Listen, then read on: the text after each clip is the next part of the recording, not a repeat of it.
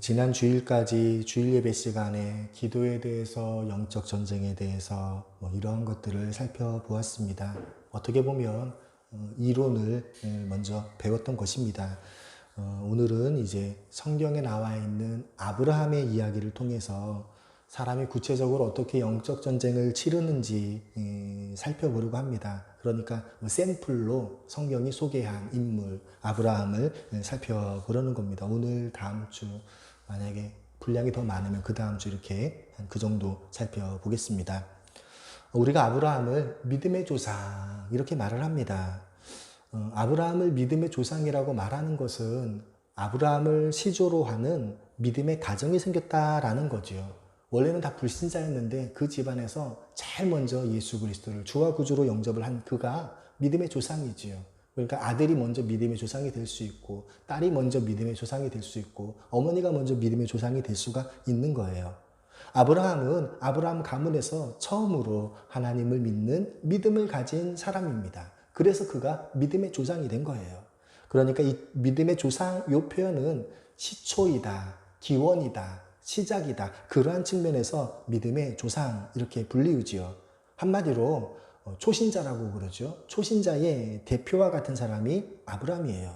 불신자로 살다가 처음으로 이제 전도를 받아서 예수를 믿고 신앙생활을 하는 사람들은 성경을 읽을 때 누구를 먼저 봐야 돼요? 아브라함을 봐야 돼요.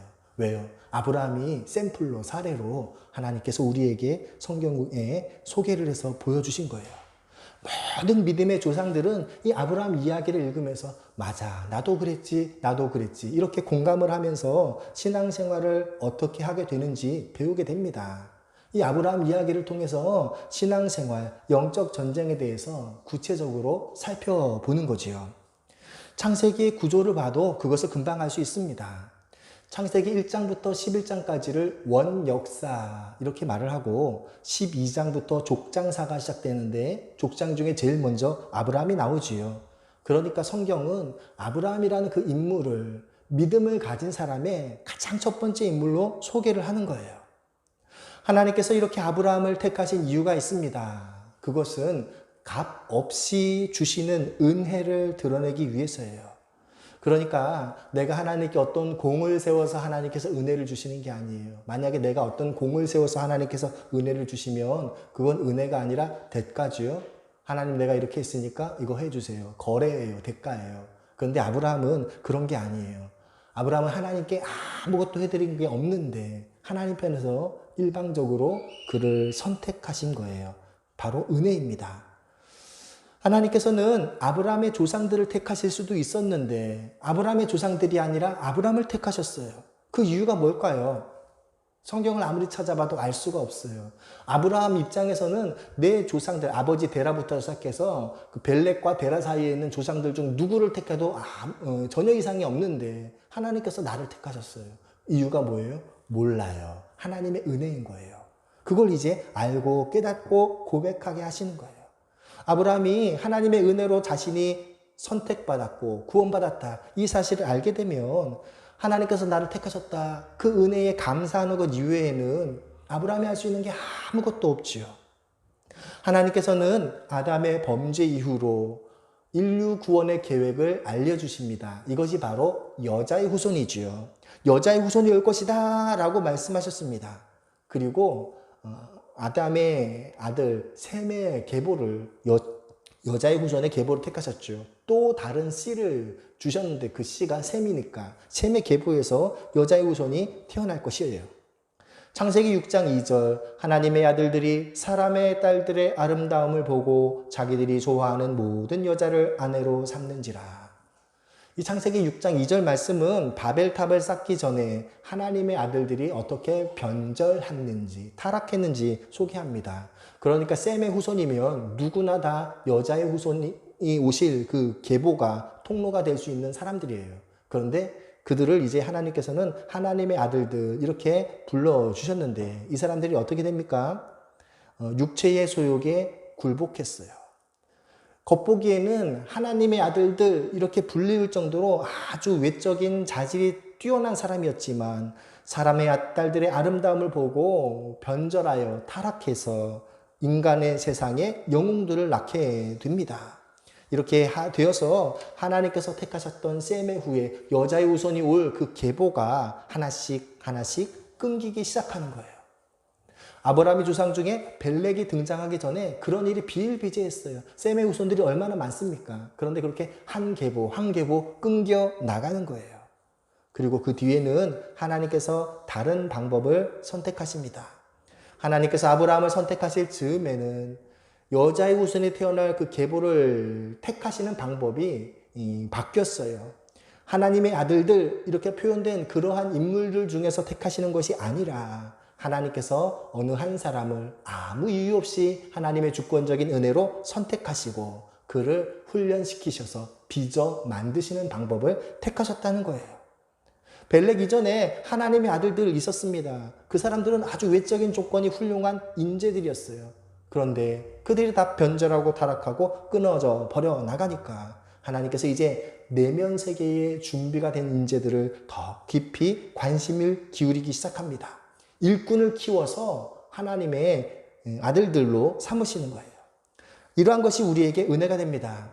여러분, 만약에 아브라함이 처음부터 영웅이었으면, 믿음의 영웅이었다면 어떤 일이 벌어질까요? 아브라함이 아무리 위대한 일을 해도 그건 아브라함이니까, 아브라함은 원래 대단한 사람 아니야? 이렇게 생각하고 절망할 수밖에 없어요. 우리가 연약하고 실패하고 무너질 때마다 아브라함은 이렇게 훌륭한 사람인데 나 같은 게 도대체 뭐가 잘났다고 하나, 이러한 좌절과 실망과 낙심을 할 수밖에 없어요. 하지만 아브라함이 우리와 똑같은 사람이었지만 하나님의 값없는 은혜로 믿음의 조상이 되었다면 우리도 희망을 가질 수 있는 거지요. 아브라함을 택하셔서 믿음의 조상으로 세우신 하나님께서는 나와 같이 부족한 존재도 선택하셔서 믿음의 가문을 이루실 것이다. 이러한 희망을, 기대를 가질 수가 있는 거죠. 하나님께서는 아브라함을 선택하셨습니다. 그것은 전적인 하나님의 은혜였습니다. 바로 이 아브라함은 우리와 똑같은 평범한 사람의 대표였어요. 아브라함의 조상들과, 그러니까 벨렉에서 데라 사이에 그 사람들과 아브라함을 비교하면 다를 게 전혀 없어요. 하지만 하나님께서 그 중에서 그냥 아브라함을 먼저 택하시고 그에게 영광의 하나님으로 찾아오셨어요. 은혜를 베푸신 거예요. 여러분, 이 은혜를 우리가 똑같은 은혜를 우리가 또 받고 있습니다. 죄와 사망의 권세에 매여 우리는 죽을 수밖에 없었어요. 그러나 우리를 하나님께서 구원해 주셨습니다. 하나님의 은혜로 영생을 얻게 되었습니다. 바로 아브라함에게 찾아오셨던 하나님이 저와 여러분에게 찾아오신 하나님이에요. 하나님이 우리에게 찾아오셨어요. 하나님이 우리와 함께 계시다 임마누엘의 하나님, 성경에 가장 먼저 나온 게 아브라함 이야기예요. 하나님께서 먼저 우리에게 찾아오셨어요. 우리가 아브라함에 대해 생각할 때 아브라함이 처음부터 믿음이 좋았다, 이러한 생각을 하기가 쉽습니다. 왜냐하면 성경을 읽을 때 몇 장만 넘기면, 우리 기준으로는 몇 장만 넘긴 건데 실제로 성경에서는 몇십 년, 몇백 년이 훌쩍 뛰어넘지요. 그래서 아브라함은 하나님께서 부르셨는데 바로 이삭을 번제로 드리는 것처럼 느껴져요. 하지만 성경이 알려주시는 것은 다릅니다. 아브라함은 영웅적인 사람이 아니라 우리와 똑같은 평범한 사람인데 하나님께서 부르셔서 그를 연단시키시고 훈련시키셔서 나중에는 아들을 번제로 바칠 만큼 믿음의 용사가 되었다. 그것을 성경이 우리에게 증언하십니다. 그러면 하나님께서 아브라함을 어떻게 훈련시키셨을까요? 하나님께서 하나님의 사람들을 훈련시키시는 방법은 한 단계 한 단계 밟아 나가게 하십니다. 그러니까 1단계에서 2단계, 2단계에서 3단계 이렇게 밟아 나가게 하시지 1단계에서 10단계, 1단계에서 20단계 이렇게 비약하고 성장하게 하시는 그러한 방법을 쓰지 않으셔요. 하나님께서 항상 순서대로 하나씩 하나씩 밟아 나가게 하십니다. 이것이 하나님께서 일하시는 방법이에요. 아브라함의 이야기를 보면 하나님께서 가장 먼저 나타나신 첫 번째 훈련 단계는 영광의 하나님으로 나타나시고 그에게 말씀을 주신 것입니다.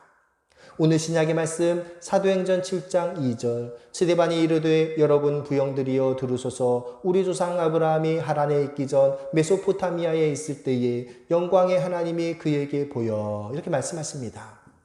여러분 우리보다 유대인들이 더군다나 신약 성경이 기록될 당시의 유대인들이 창세기 12장의 배경을 더 잘 알고 있었습니다. 스데반 집사님의 증언에 의하면 아브라함은 영광의 하나님을 만났어요. 영광의 하나님께서 아브라함한테 말씀하셨습니다. 무엇라 말씀하셨습니까? 창세기 12장 1절, 2절, 3절이죠. 내가 너에게 복을 주겠다. 내가 너에게 아들을 주겠다. 그 아들로 말미암아 큰 민족을 이루게 하겠다. 이러한 말씀을 주셨어요. 너는 지금 살고 있는 그 터전을 떠나가라. 일단 떠나가면 어디로 갈지 내가 알려주겠다. 여러분, 만약에 여러분이 아브라함이라면 그 하나님의 말씀을 믿고 순종하실 수 있겠습니까? 영광의 하나님, 이 말은 하나님께서 아주 영광스러운 모습으로 우리에게 나타나셨다는 거예요. 하나님께서 아브라함에게 나타나시고 말씀을 주십니다. 요즘식으로 말하면 아브라함이 하나님의 음성을 들은 거예요. 하나님의 말씀을 받은 거예요. 그런데 그 내용이 뭐예요? 지금 살고 있는 이 터전을 버리고 떠나가라는 거예요. 어디로 갈지는 안 알려주는데 일단 떠나면 어디로 갈지 알려주겠다. 얼마나 어려운 일인지 모릅니다. 아브라함은 자신에게 나타난 영광의 하나님을 믿었습니다. 땅을 주고 아들을 주고 큰 민족을 이루게 하겠다. 그 하나님의 약속의 말씀을 믿었어요. 그래서 하란을 떠날 결심을 하고 가산을 정리합니다. 아브라함이 길을 떠나자 하나님께서 가나안 땅으로 갈 것을 말씀하셔요. 5절, 아브라함이 그의 아내 사레와 조카 롯과 하란에서 모은 모든 소유와 얻은 사람들을 이끌고 가나안 땅으로 가려고 떠나서 마침내 가나안 땅에 들어갔더라.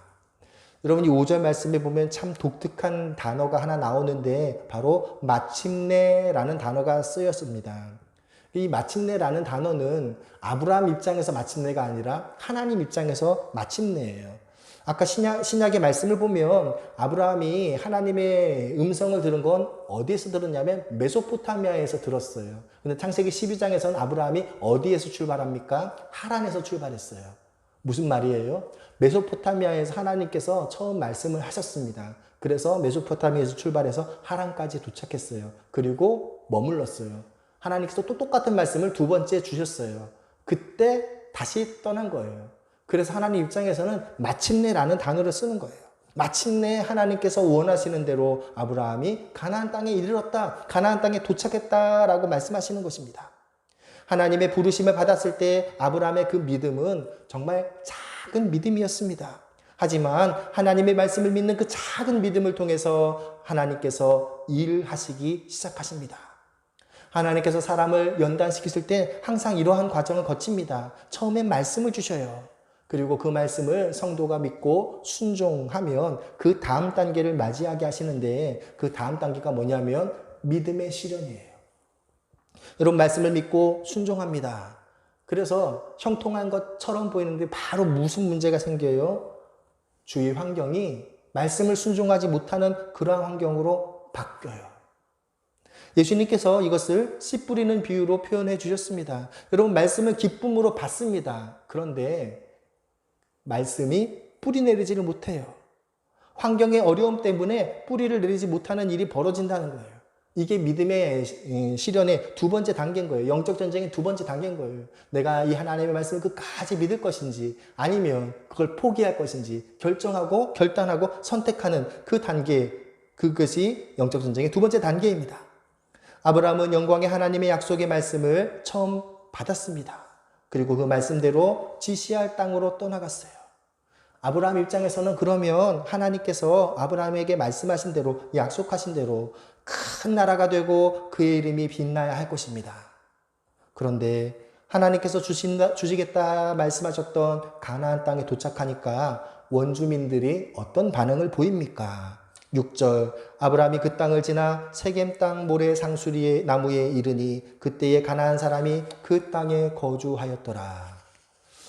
아브라함이 가나안 땅에 도착했습니다. 그러면 이제 그 땅에서 정착해야 되는데, 그런데 그 땅에 지금 누가 먼저 살고 있어요? 가나안 사람들이 살고 있어요. 여러분, 어느 지역이나 사람들이 살기 좋은 땅은 먼저 사는 사람이 차지하고 있죠. 뒤에 온 사람들이 차지하려고 그러면 여기 내 땅이야, 저리 가. 여기 내 땅에 오지 마. 쫓아내요. 아브라함이 하나님께서 주시마 했던 가나안 땅에 도착했는데 이미 좋은 땅은 다 가나안 사람들이 차지하고 있고 살도록 내버려 두지를 않아요. 그래서 살 곳을 찾아 그 땅 가운데를 지나갔어요. 이동을 합니다. 그리고 딴 사람들이 살지 않는 땅을 겨우 빈 땅을 찾아서 정착했는데 거기가 어디예요? 세겜 땅, 모래, 상수리 나무. 여러분 빈 땅, 여기에 있는 이 빈 땅은요, 남들이 탐내지 않는 땅이에요. 황무지예요. 좋은 땅은 이미 가나안 사람들이 다 살고 있어요. 가나안 사람들이 탐내지 않는 그 땅에 겨우 정착했습니다. 우리가 하나님을 섬기고 하나님 뜻을 따라 행동하면 형통해야 할 것입니다. 그런데 하나님 말씀에 순종하며 살았던 아브라함은 형통했습니까? 아브라함은 하나님께 약속을 받았습니다. 그리고 말씀을 들었어요. 이 땅 가나안 땅이 내가 너에게 너의 후손에게 줄 땅이다. 여기 살라 말씀하셨습니다. 하나님께서 이 땅을 주겠다고 말씀하셨습니다. 여기 살면 됩니다. 그런데 살 수가 있습니까? 원주민들이 여긴 내 땅이야. 너 저리 가. 겨우 남아있는 빈 땅은 황무지예요. 그럴 때 우리가 어떻게 해야 할까요? 우리보다 앞서서 이런 어려움을 겪은 아브라함은 어떻게 그 위기를 넘겼습니까? 아브라함이 만난 그 영적 전쟁, 말씀에 순종하려 했더니 순종할 수 없는 환경이 닥쳤을 때 어떤 일이 벌어졌습니까? 8절, 9절 거기서 베델 동쪽 산으로 옮겨 장막을 치니 서쪽은 베델이요 동쪽은 아이라 그가 그곳에서 여호와께 제단을 쌓고 여호와의 이름을 부르더니 점점 남방으로 옮겨갔더라. 아브라함이 세겜, 베델 이렇게 자꾸 지나가면서 제단을 쌓고 이 표현이 나오지요. 그러면서 점점 내려갔어요. 우리가 이 지명이 익숙하지 않아서 무슨 의미인지 분명하게 드러나지 않는데 예를 들어 설명한 그렇습니다. 하나님께서 안양시에 도착했을 때에 아브라함에게 내가 이 땅을 너에게 주겠다 말씀하신 거예요. 그럼 이제 안양시에 정착하고 살아야죠.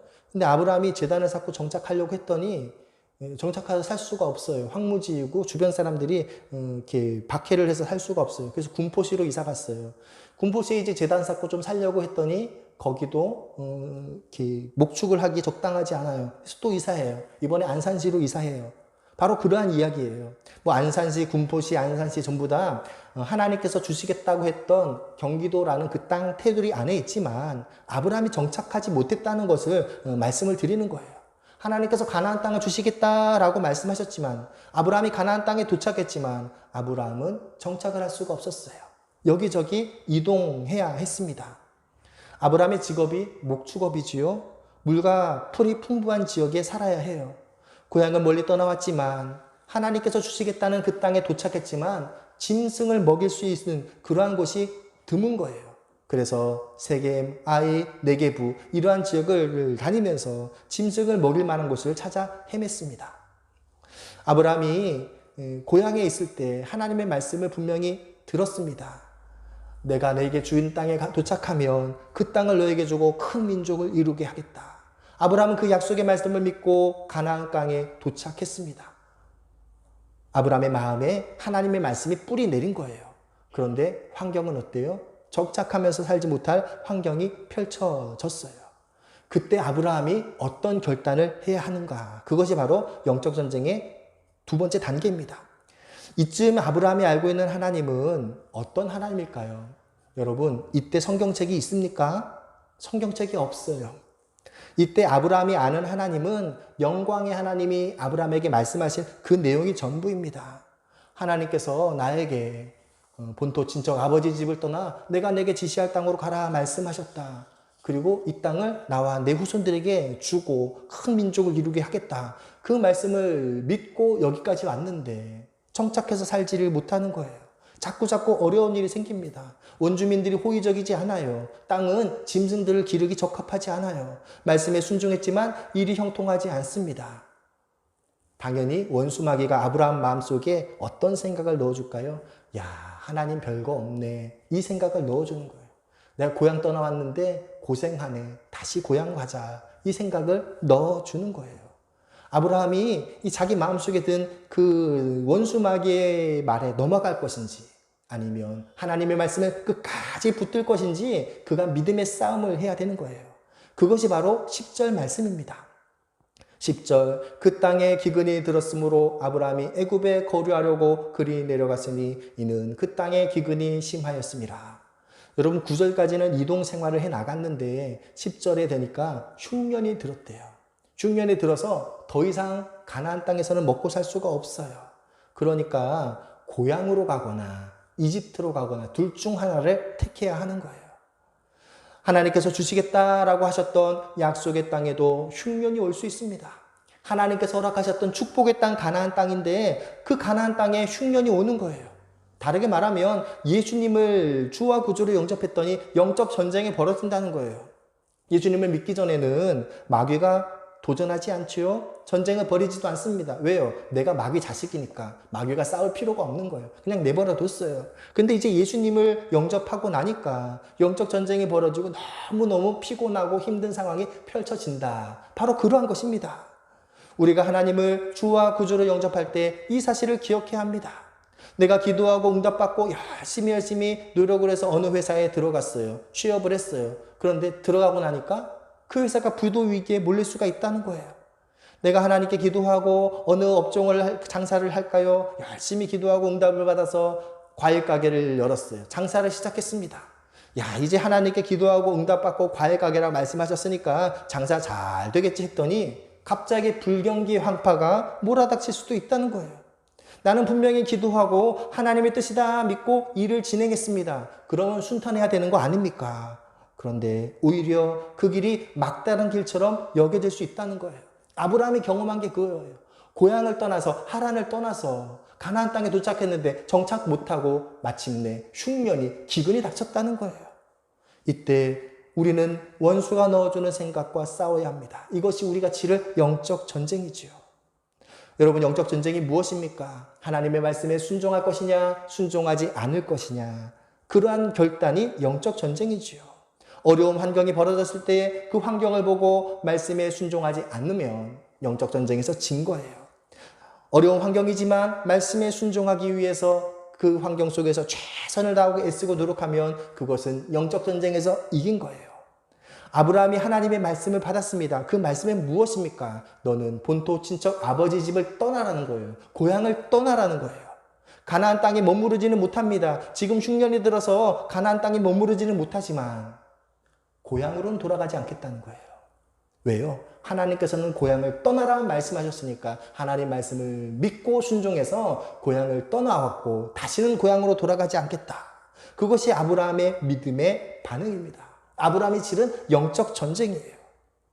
여러분, 하나님께서 힘이 없거나 내가 하나님의 뜻을 잘못 해석했기 때문에 어려운 환경이 벌어지는 것이 아닙니다. 영적 전쟁은 때로는 하나님이 어떤 분인지 우리가 알고 경험하게 하시기 위해서 하나님께서 허락하시는 거예요. 하나님께서는 아브라함에게 하나님이 어떤 분인지 알게 하시는 방편으로 영적 전쟁을 허락하셨습니다. 가나안 땅에 흉년이 임한 거예요. 아브라함은 흉년을 피해서 고향으로 가지 않고 이집트로 갔어요. 여러분, 동서남북 아시지요? 아브라함이 있는 가나안 땅에 서편은 지중해이고 동편은 사막이에요. 움직일 수 있는 건 남북으로밖에 움직일 수 없어요. 북쪽은 고향이죠. 하란이 있는 고향 땅입니다. 그러니까 북쪽으로 고향으로 안 가려면 어떤 방법밖에 없어요? 남쪽으로 애굽으로 가는 방법밖에 없는 거예요. 안 그러면 가나안 땅에 그대로 있으면 굶어 죽을 수밖에 없어요. 흉년이 들었으니까. 아브라함은 하나님의 말씀을 따라 고향을 떠나왔고 그리고 그 말씀을 지키기 위해서 흉년이 들었을 때 애굽으로 피신을 가게 됩니다. 당신은 안정된 사회가 아닙니다. 나그네가 왔는데 예쁜 아내가 있어요. 그럼 어떻게 합니까? 그를 죽이고 아내를 빼앗지요. 그것이 흉허물이 아닌 시기예요. 그런데 나그네가 왔는데 여동생이 있으면 죽일 필요가 없어요. 신부값을 지불하고 데려오면 됩니다. 아브라함은 이 위기의 시기만, 흉년 때만 피할 생각이에요. 오래 있을 생각이 없어요. 그래서 아내를 동생이다 라고 속였습니다. 하나님은 거짓말을 싫어하시지요. 하나님은 거짓을 싫어하셔요. 근데 아브라함은 어땠습니까? 자신의 생명을 지키기 위해 거짓말을 할 수 있었어요. 그러니까 아브라함의 수준이 우리와 똑같았다는 거예요. 처음부터 믿음의 영웅이 아니라 환경을 보고 내 생명을 지키기 위해 거짓말을 해야지. 거짓말을 하는 사람이에요. 하나님이 거짓말 싫어하신다. 이거 잘 모르는 그러한 과정이에요. 대신에 신부값을 아주 비싸게 불러서 사라에게 관심이 있는 사람이 신부값을 지불하지 못할 그러한 식으로 시간을 끌다가 흉년이 그치면 다시 돌아갈 생각이었습니다. 그렇게 다시 돌아가면 이제 올 필요가 없으니까 이렇게 거짓말 한번 해서 위기를 넘겨야지, 이렇게 생각을 한 거예요. 아브라함이 하나님을 섬겼지만, 하나님을 믿었지만 아직 잘 모르니까 거짓말하는 일에 거리낌이 없지요. 눈가림으로 이집트 사람 충분히 속일 수 있다라고 여겼습니다. 그런데 하나님께서는 아브라함에게 하나님이 어떤 존재인지를 이 거짓말을 통해서도 알리셔요. 하나님을 알리시는 대상이 이집트 사람들의 반응을 통해서 알리십니다. 아브라함이 상상할 수도 없었던 그런 놀라운 상황에 처하게 하시고 하나님의 능력을 보여주시지요. 이집트 사람들이 볼 때 아브라함이 여동생을 데려왔어요. 그런데 그 여동생의 신부값을 아주 비싸게 부르는 거예요. 야, 저 비싼 신부값 치를 사람 누구일까 얘기하니까 누구밖에 없어요? 바로왕밖에 없어요. 바로왕에게까지 그 이야기가 들어가고 모든 신하들과 백성들이 엄청난 신부값을 지불할 사람은 임금님 뿐입니다 라는 말에 체면 때문이라도 사라를 데려와서 결혼하지요. 이것이 16절까지의 내용이에요. 아브라함은 사라를 시집 보낼 생각이 전혀 없었지요. 그냥 흉년의 시기만 잘 넘기고 애굽을 떠나면 된다 생각했습니다. 아브라함이 했던 그 거짓말, 사라가 여동생이다, 이 한마디 거짓말이 이러한 곤란한 지경에 처할 줄은 전혀 상상을 못했어요. 아브라함이 이제 아내를 잃어버릴 위기에 처했습니다. 이 상황에서 아브라함이 할 수 있는 일은 무엇밖에 없습니까? 기도밖에 없어요. 기도밖에 없어요. 성경에 나오지는 않았지만 아브라함은 기도밖에 할 게 없지요. 하나님께서는 본토 친척 아버지 집을 떠나 내가 내게 지시할 땅으로 가라 말씀하셨습니다. 내가 그 말씀에 순종했습니다. 가나안 땅에 정착했는데 가나안 땅에는 흉년이 있었습니다. 내가 흉년을 이겨내기 위해 애굽에 왔는데 애굽에 와서 아내를 잃게 됐습니다. 하나님께서 이 문제를 해결해 주십시오. 하나님께 기도하는 것 말고는 아브라함이 할 수 있는 일이 아무것도 없어요.